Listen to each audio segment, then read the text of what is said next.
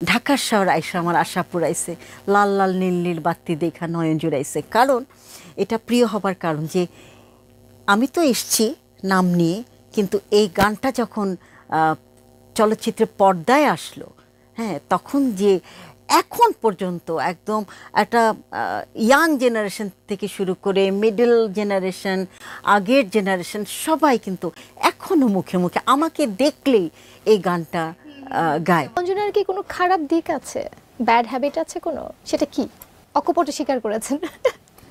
সেটা কি ম্যাম? মানে কোনো অন্যায় দেখলে এমন রেগে যায় যে সেটা আমাকে আমার একজন হুজুর আমাকে বলেছিলেন, মা এত রাগ ভালো না মেয়েদের, যখন তোমার খুব রাগ হবে মাটির দিকে তাকাবে। তখন দেখলাম কোনো অন্যায় আমি সহ্য করতে পারি না, কারণ আমরা মারা যাব এক জায়গায় যাব, সুতরাং কোনো ভেদাভেদ এই জিনিসটা আমি পছন্দ করি না। কোনো অন্যায় দেখলে আমি রেগে যেতাম, যখন অনেক রেগে যেতাম তখন মাটির দিকে তাকাতাম, রাগটা কমে যেত।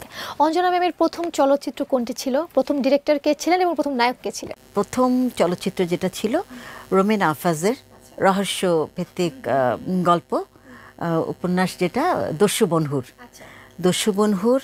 আর ওটা ডিরেক্টর ছিলেন আমাদের শ্রদ্ধেয়, আমাদের লেজেন্ডারি ডিরেক্টর মরহুম শামসুদ্দিন টগর ভাই।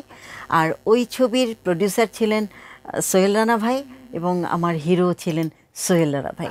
আমি একক নায়িকা হয়ে ওই চলচ্চিত্রে এসেছি। সিনেমাতে তো জুটি বেঁধেই কাজ করতে হয়, হ্যাঁ, আপনিও তো জুটি বেঁধে কাজ করেছেন অনেকের সাথে। তো জুটি প্রথায় ব্যাপারটা আসলে আপনি কতটা বিশ্বাস করেন? না, আমি জুটিতে ছিলাম না, কাজ করেছি। যেমন রাজাক ভাইয়ের সাথে প্রায় 35টা ছবিতে কাজ করেছি।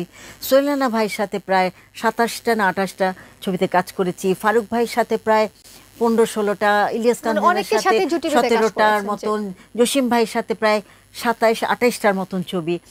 আমি জুটিতে না, আমি সবাই সাথে সুন্দরভাবে কাজ করেছি। যখন কাজ করেছেন, যে এরকম কি কখনো হয়েছে একজনকে কো আর্টিস্ট হিসেবে আপনি মনে মনে চাচ্ছেন কিন্তু তার সাথে কাজ করা হয়ে ওঠেনি? এরকম কি হয়েছে কখনো? সবাই সাথে আমি কাজ করেছি। আচ্ছা, কেউ বাদ যায়নি। ম্যাম, আপনি তো ওপার বাংলা সহ বিদেশি সিনেমাতে কাজ করেছেন, তো এইসব সিনেমাতে আসলে কাজ করার অভিজ্ঞতা কেমন ছিল আপনার?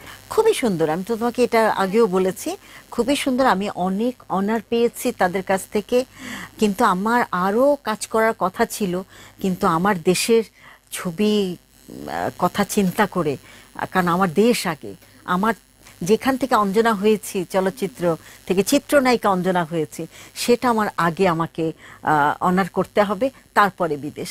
অঞ্জনা যদি অভিনেত্রী কিংবা নৃত্যশিল্পী না হতেন, সেক্ষেত্রে আসলে অঞ্জনাকে আমরা কি দেখতাম, কি হতেন তিনি ভবিষ্যতে? চলচ্চিত্রে না আসতে কি হতাম? Air hostess.